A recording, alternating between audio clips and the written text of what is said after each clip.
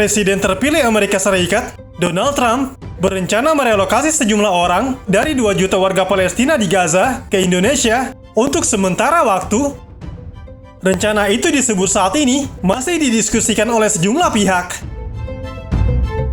Hal itu disampaikan oleh salah satu tim transisi Trump dalam wawancara dengan NBC News. Awalnya, pejabat tim transisi itu mengungkapkan utusan Trump untuk Timur Tengah, Steve Witkoff, berencana untuk berkunjung ke jalur Gaza sebagai bagian dari upayanya menjaga kesepakatan gencatan senjata antara Israel dan Hamas. Witkoff juga dilaporkan berencana selalu hadir di wilayah tersebut selama beberapa minggu dan bulan mendatang untuk memecahkan masalah yang terjadi di lapangan.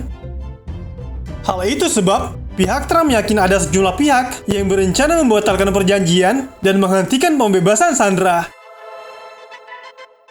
NBC juga mengatakan, selain mengelola fase kesepakatan saat ini dan menegosiasikan fase berikutnya, Donald Trump dan timnya juga berupaya mencari solusi jangka panjang. Kehidupan mereka akan lebih baik. Jika kita tidak memberikan mereka harapan, maka akan terjadi pemberontakan.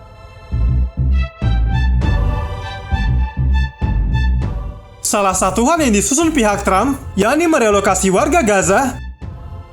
Laporan NBC mengatakan, pejabat tim transisi itu mengatakan pihaknya sedang berdiskusi untuk merelokasi 2 juta warga Palestina untuk sementara waktu pindah ke sejumlah negara, salah satunya Indonesia.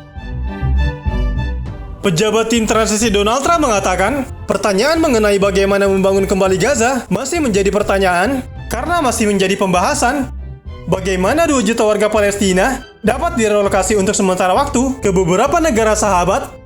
Indonesia misalnya merupakan salah satu negara yang sedang didiskusikan untuk mengetahui lokasi tujuan dari negara-negara tersebut.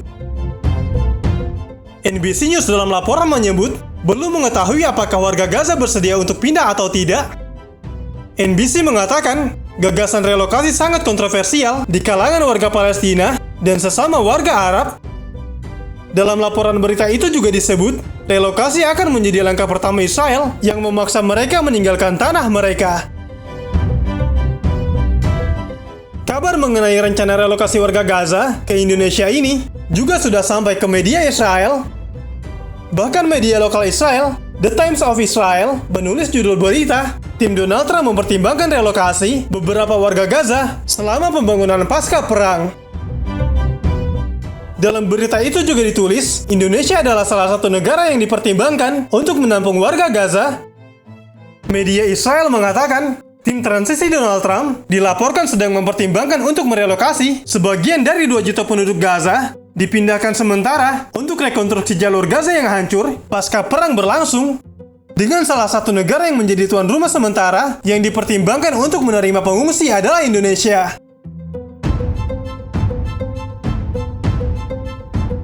Seperti yang kita ketahui, jalur Gaza hancur imbas agresi brutal Israel selama kurang lebih 15 bulan terakhir sejak bulan Oktober tahun 2023. Selama agresi, Israel menggempur habis-habisan warga Gaza dan objek sipil seperti rumah penduduk, fasilitas kesehatan, tempat ibadah, hingga sekolah.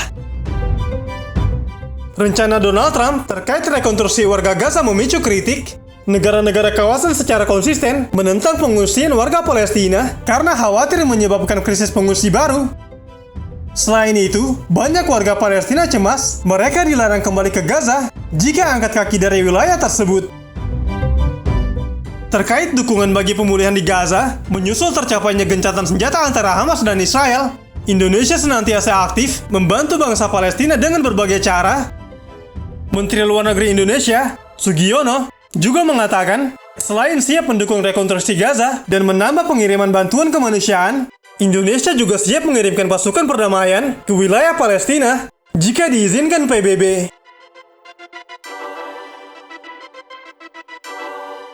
Sementara di balik itu, Kementerian Luar Negeri Indonesia menolak usulan Presiden Amerika Serikat, Donald Trump, soal relokasi sebagian warga Gaza ke Indonesia. Dalam rilis resmi, Kementerian Luar Negeri Indonesia menyatakan pemerintah tidak pernah memperoleh informasi apapun dari siapapun soal relokasi warga Gaza ke Indonesia. Kementerian Luar Negeri Indonesia mengatakan segala upaya untuk memindahkan warga Gaza tidak dapat diterima. upaya untuk mengurangi penduduk Gaza hanya akan mempertahankan pendudukan ilegal Israel atas wilayah Palestina, dan sejalan dengan strategi yang lebih besar yang bertujuan untuk mengusir orang Palestina dari Gaza. Lebih lanjut, Kementerian Luar Negeri Indonesia menyatakan gencatan senjata di Gaza harus menjadi momentum untuk memulai dialog dan negosiasi guna mewujudkan solusi dua negara sesuai hukum internasional dan parameter internasional yang telah disepakati. Wakil Ketua MPR dari fraksi Partai Keadilan Sejahtera, Hidayat Nur Wahid, mengapresiasi sikap pemerintah Indonesia yang secara tegas menolak relokasi 2 juta rakyat Palestina ke sejumlah negara, termasuk Indonesia. Menurutnya, jika Indonesia menerima relokasi, maka memuluskan penjajahan Israel dan menjauhkan kemerdekaan Palestina. Hidayat Nur Wahid mengatakan, itu memang baru informasi yang berkembang, tapi apabila wacana seperti itu tidak segera ditolak, relokasi itu merupakan usulan yang menjauhkan kemerdekaan Palestina dan tidak membantu menyelesaikan masalah. Hidayat Nur Wahid juga mengatakan, sangat terlihat sebagai bentuk pengusiran warga Palestina dari tanah airnya untuk kepentingan pendudukan Israel, serta tidak sesuai dengan semangat gencatan senjata yang telah disepakati.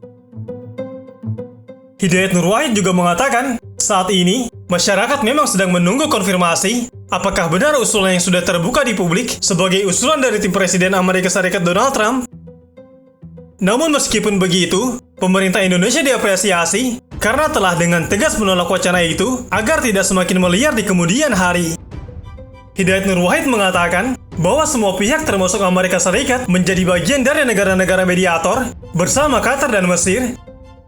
Menurutnya, dua negara tersebut mestinya fokus bersama negara anggota Perserikatan Bangsa-Bangsa atau PBB untuk memastikan butir-butir perjanjian gencatan senjata itu dilaksanakan secara penuh dan konsekuen dan tidak dilanggar terus oleh Israel. Hidayat Nur Wahid mengatakan, apalagi kita semua tahu bahwa Israel memiliki track record yang buruk dalam menjalankan perjanjian perdamaian seperti perjanjian gencatan senjata dengan Lebanon, di mana kemudian Israel masih melakukan serangan. Dalam beberapa hari setelah perjanjian gencatan senjata dengan Hamas yang mempresentasikan rakyat di Gaza, Israel tetap melakukan serangan yang menewaskan anak-anak dan warga sipil di Gaza. Juga terbukti Israel tidak sepenuhnya membebaskan tawanan Palestina dalam jumlah seperti yang disepakati semula. Amerika Serikat, sebagai negara mediator gencatan senjata dan pendukung berat Israel, harus memastikan hal serupa tidak terjadi lagi. Seiringan dengan itu, tentara Israel kembali menembaki warga Palestina yang sedang menunggu untuk melintasi koridor Netzarim di Gaza Tengah. Media Al Jazeera mengatakan, tentara Israel telah menembaki warga Palestina yang sedang menunggu izin untuk menyeberang ke Gaza Utara. Media Al Jazeera juga melaporkan, melihat kapal-kapal militer mendekati pesisir dan suara kendaraan nirawak atau drone semakin keras terdengar seiring aksi penembakan tersebut. Al Jazeera juga menayangkan rekaman yang menunjukkan para pengungsi Palestina menunduk saat mereka bergerak melewati kerumunan sambil membawa barang-barang pribadi termasuk kasur dan selimut. Seorang warga Palestina terluka karena tembakan prajurit Israel di Gaza Tengah. Tentara Israel itu menembak langsung ke pria yang berada dalam satu kelompok sipil di dekat area Wadi Gaza di sekitar Jalan Al-Rashid. Media Wafa juga memberitakan tentara Israel menewaskan seorang warga Palestina dan melukai beberapa warga lainnya. Aksi penembakan itu membuat pasukan Israel terus melanggar perjanjian gencatan senjata di Gaza yang telah dimulai. Itu menambah aksi kontraduktif Israel terhadap upaya gencatan senjata di Gaza.